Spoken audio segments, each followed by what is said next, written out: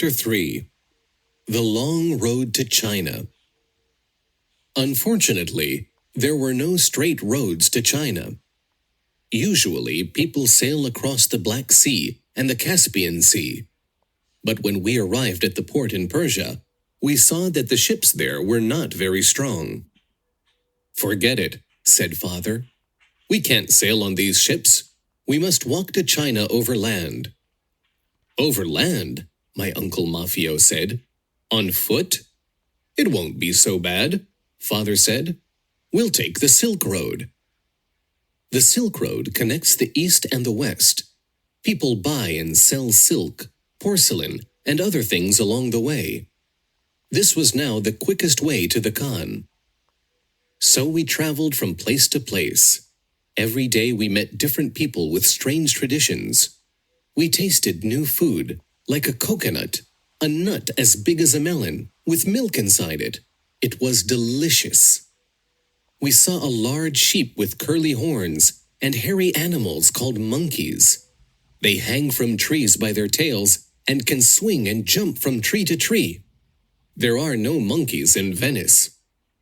Some tribes live in tents, and others just sleep outside. Did you know that some people worship cows? Others eat dogs, rats, horses, and other people. The world is an interesting place, filled with many different things. We were still a long way from the court of Kublai Khan, but we were far from Venice too. At the huge Kashgar market in West China, men wearing strange hats sat on the floor, drinking herbs in hot water. A family was sitting beside them, weaving a big rug. Everywhere, donkeys pulled carts of grain and fruit for sale. People came from everywhere to do business, laugh, and play music. And everyone welcomed us. We wanted to stay, but the emperor was waiting. Days turned into nights, and nights turned into days as we walked or rode camels. We could not stop until finally we arrived in the Gobi Desert. The air was hot and dry, and the sand blew in our faces. We covered our faces and walked into the sandstorm.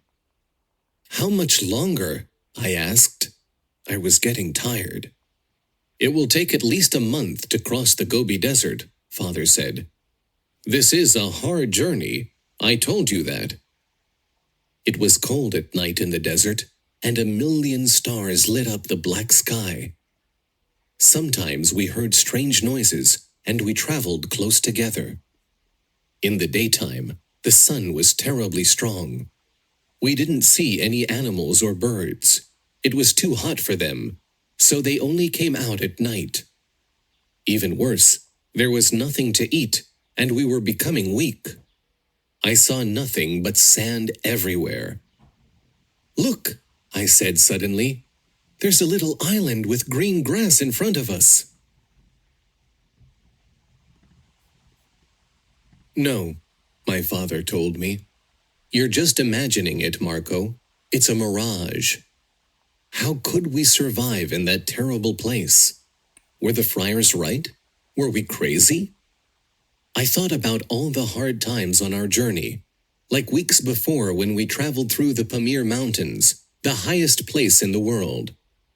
We suffered heavy snowstorms there, and one time we hid from an avalanche of falling rocks. But we knew we must continue on to Kublai Khan. We had no choice. It was too late to turn back, so we continued our difficult journey, and we survived. But now, here in the Gobi Desert, we were still suffering. Tired and thirsty, Uncle Mafio said, "We must arrive in China soon or the Khan will be angry. Even a dead Khan is dangerous. If you go to a Khan funeral, his soldiers will kill you." "Why?" I asked. "That way the dead can serve the Khan in heaven," Uncle Mafio said. When Mangu Khan died, they killed over 20,000 people to accompany him to the afterlife. Kublai Khan's grandfather, Genghis Khan, was one of the cruelest men in the history of the world. Yes, the Khan comes from a cruel family, Father said. They are not very patient people, so let's continue walking. For days and days we continued.